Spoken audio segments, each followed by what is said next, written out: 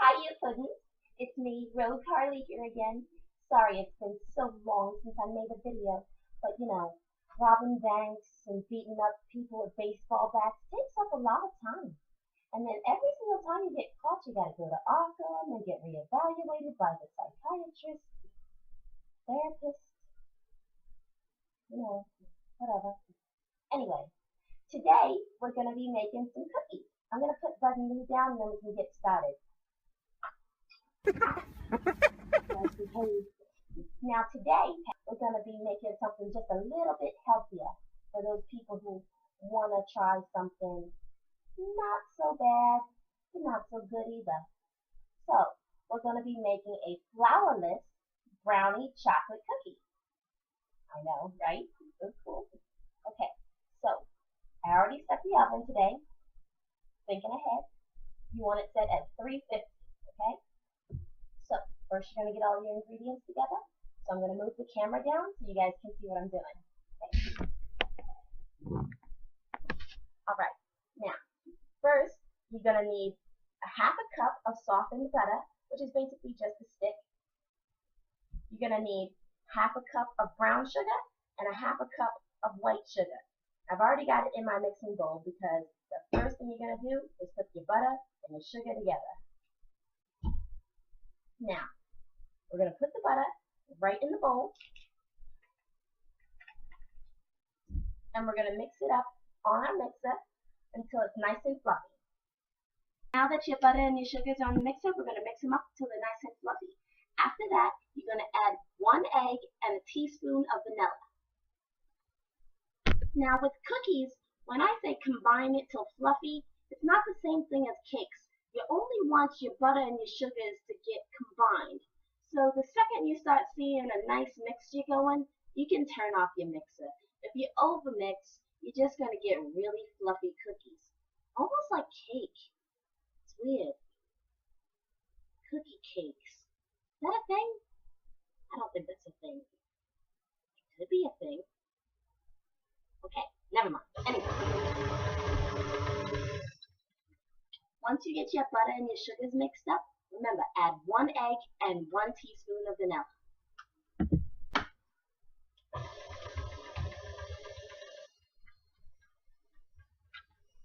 You want to mix this until just combined. So the second the egg disappears into the mixture, you're pretty much done.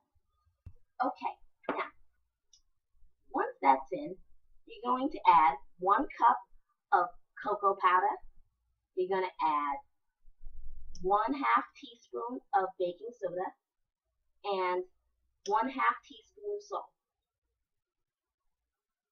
which I have right here.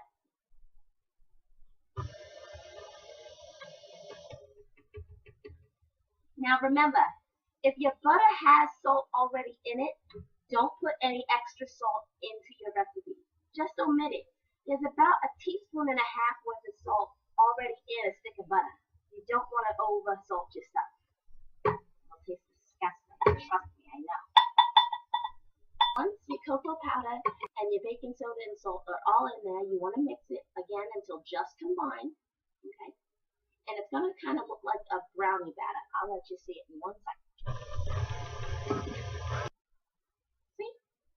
You also want to make sure that you take a rubber spatula and scrape down the sides of your bowl to make sure everything's nice and incorporated. I'm going to get my rubber spatula.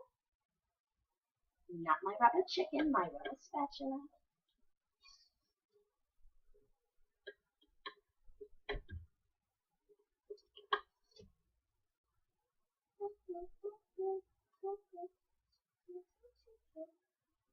Okay. Now that our batter is nice and incorporated, we're going to add some chocolate chips. Now, according to the recipe, it says 1/2 cup of semi-sweet chocolate chips. This is really up to you. You don't have to put chocolate chips into this, especially semi-sweet. I'm a milk chocolate girl myself, so I'll be using milk chocolate for today. But you can also use walnuts or almonds if you want to make this a little bit healthier. So it's really dealer's choice. Just remember, it's going to be 1/2 cup. Also for this particular recipe, it says you can use white chocolate chips. So really, You can use like a half a cup of white chocolate, a half a cup of dark chocolate, half a cup of walnuts. You can really just add some stuff into this cookie. It's really nice. Now, I think for this one, I'm going to put milk chocolate chips and maybe some walnuts. That sounds fun. I'll be back. Just want to add that right on in. Mix it up once. There we go. And we're done with our batter. Now comes the fun part. We need to scoop our batter onto our cookie sheet and put it in the oven. Yay. Okay, so now that our batter's done, we're just going to go prepare our cookie sheet. Give it a nice little spray of cooking spray, so your stuff doesn't stick. Or if you have one of those, nice fancy rubber mats you put down so stuff doesn't stick, feel free to use that too. Either one works.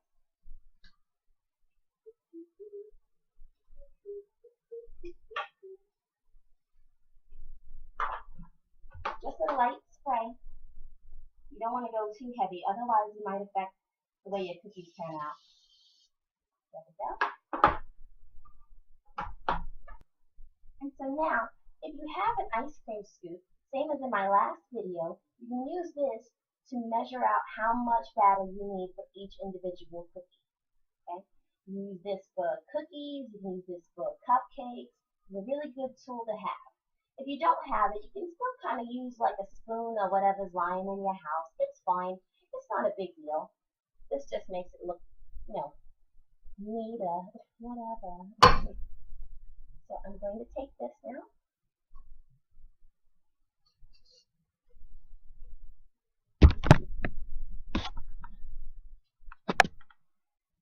And you just want to kind of press it on the side so it's nice and even.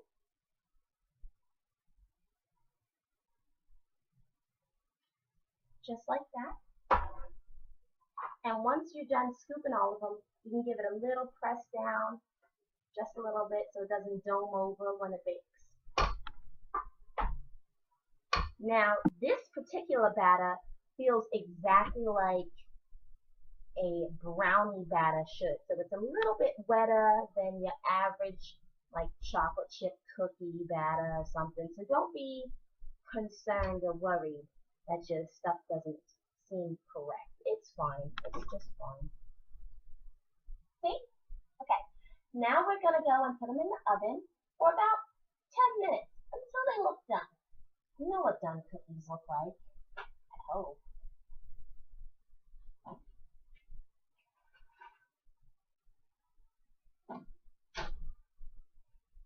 I'm going to just set my timer here. And remember, once everything is done and in the oven, try to go back and clean up. That way you don't have to worry about cleaning up once the cookies are out of the oven. Who wants to clean when there's cookies sitting out on the table? I don't want to do that. Mr. J doesn't want to do that. The hyenas definitely aren't going to do that, are you boys? Yeah, I didn't think so. Everybody wants a cookie, and nobody wants to clean.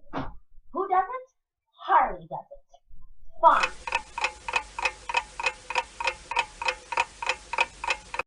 Yucky! The cookies are done.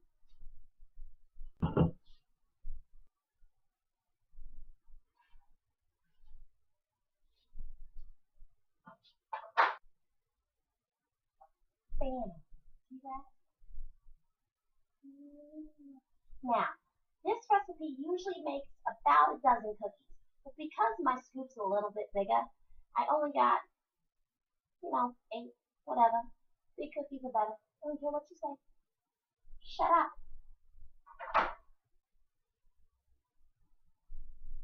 Anyway, let your cookies cool. If you have one of those fancy little racks, you can scrape them off and put them on the rack to cool, and that's even better. But, let them cool on the countertop for a little bit, and then put them on a plate and then eat them. That's it. Okay, bye. Thanks for baking with me, you guys. Okay, now remember, you have to subscribe, you have to leave your comments, your questions, your concerns, anything that you want to bake, or if you have a question to ask me, please feel free to leave it in the comment section below. Also, please, please, please, please, please, with sprinkles on top, go to patreon.com and subscribe to my Patreon account. The bio has all the information and the link. Okay? If you help me out, I can help you guys out. And I can bake all the time and you can try my stuff. Alright, see you guys next time. Bye!